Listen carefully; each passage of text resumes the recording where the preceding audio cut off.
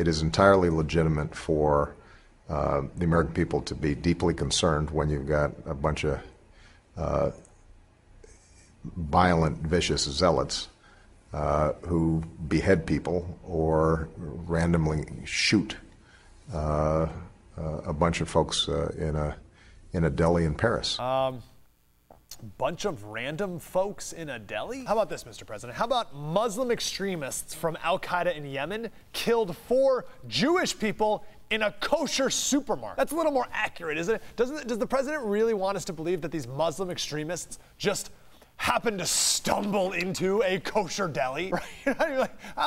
His delusion knows no bounds. But I'm always hesitant to say it can't get any worse because he tends to take it as a challenge. You saw this already at the National Prayer Breakfast. And lest we get on our high horse and think this is unique to some other place, remember that during the Crusades and the Inquisition, people committed terrible deeds in the name of Christ.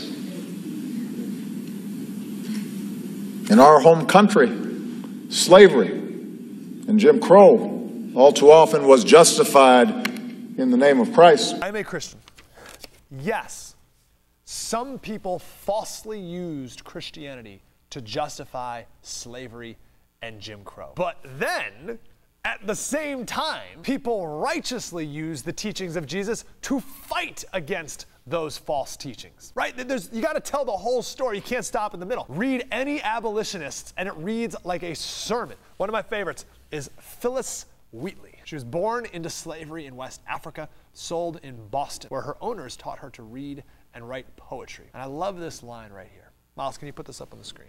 Yes. Beautiful. In every human breast, God has implanted a principle which we call love of freedom. It is impatient of oppression. And by the leave of our modern Egyptians, that's our founding fathers. She's talking about Exodus, and our founding fathers truly believed that this was the second great Exodus, the founding of America was. So by leave of our modern Egyptians, I will assert that the same principle lives in us. God grant deliverance in his own way and time. So based in biblical thought, obviously, if the president was going to talk about some past sins done falsely in the name of Christianity, he must also conclude that with some glorious victories in the name of Christianity. But he conveniently left those parts out. Why? Well, in an effort to make the atrocities done today seem like, well, not that big a deal. Who are you to judge anyway? Let me put it like this.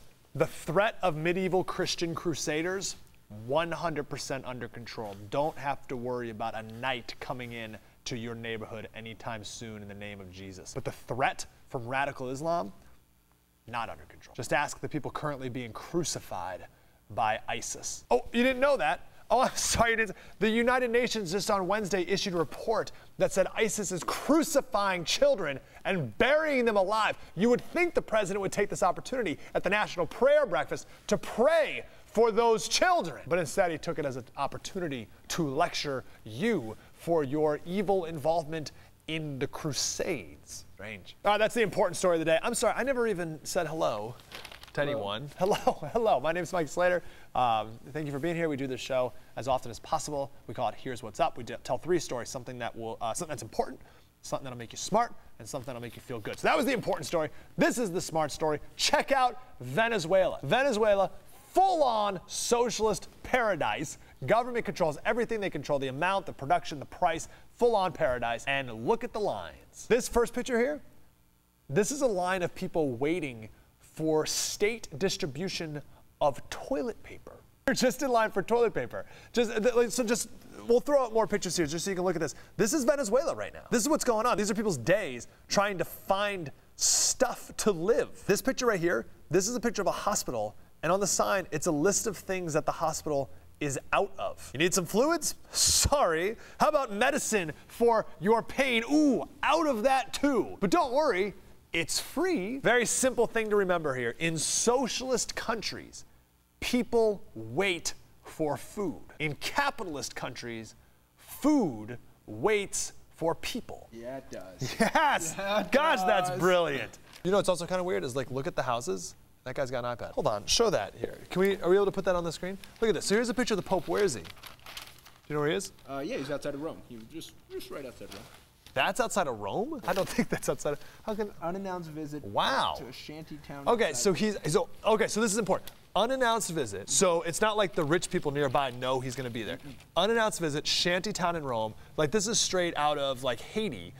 And everyone around him, there's an iPad, there's an iPhone, that looks like an iPhone 5. Someone's got a GoPro up there, another phone in the background. So shanty towns, I don't get it. Like, that doesn't make any sense. Why are you living in a shanty town with an iPad? iPads are expensive. That seems strange. It seems like that iPad's worth more than that whole, I mean, I really don't want to be rude, but like it seems like it's more than the whole house. Weird, anyway. Today's feel-good story, it's about the highwayman. A hero is someone who does something extraordinary. I'm just doing ordinary things. I happen to be in the right place at the right time. Who's the highwayman? We had the honor of meeting him the other day. When he was 16 years old, he got in a car crash in Illinois, stuck in a snowbank. He was there for hours, thought he was going to die, until a stranger came by and pulled him out. And he asked the man what he can do to repay him. And that man said, just pass it on. If you see the opportunity to help someone, just help them in any way you can. So for the next 50 years, the highwayman has dedicated his life to paying it forward. He literally just drives the highways of San Diego looking for people who are stranded on the side of the road. He'll help them out with anything from if they run out of gas, they got a flat tire, anything. Even car fires. Well, highwayman has a car that he loved. It was really his baby. Got in a car crash a couple of years back. It was in need of some major repairs. And highwayman, he's been doing the rounds in a different car, but it just hasn't been the same. We had the highwayman on the show, and it was wonderful. So many people called in from across San Diego who have been helped by the highwayman, and they all called him their guardian angel, right? So they're stuck on the side of the road. They're going to be late to work. They run this business. They need to open up in time. Remember one person called in and they run a business for kids, like helping out kids, like a nursery kind of place. And they were late, and their car was stuck on the side of the road, and it was going to be an hour till the tow truck came. They didn't know what to do, and then like a guardian angel, the highwayman comes up behind them, fills up their tank, and sends them on their way, and they get there in time. Like he's done that to literally hundreds, if not thousands, of people across San Diego, and the only thing he asks in return is, well, he gives them this card, and the card says, "Assisting you has been my pleasure. I ask for no payment other than for you to pass on the favor by helping someone in distress that you may encounter. Don't let the chain of love end with you." It's awesome. Now, when we were about done talking with Highwayman, Rick called in. And I hear what this guy does, and I want to pass it on. I want to restore his car for him. We absolutely need more people like Highwayman. We can all be a little more like the Highwayman. But I always say, when good people do good things for the right reason, then good things happen, and it will always come back around. And sure, it took 50 years, but it finally came back around to the highwayman himself. Thank you for watching Slider Crusaders. Really appreciate you being here. The last Wednesday, I think we talked with 2 Holocaust survivors, husband and wife. I will never forget talking with them. We talked to them for 2 hours, but we took out all the commercials and everything, and you can watch and listen to their interview by clicking right here. Please gather your kids around. It's unbelievable, the stories they have from their childhood all the way up to liberation and going back to the 70th anniversary of the Auschwitz liberation. They were there just a week or so ago. Really incredible story. So please click that link right there. You can click right here for our Liberty Tree app, and please click right here to listen to our daily radio show every single day here in San Diego. Have a wonderful weekend. See you next time.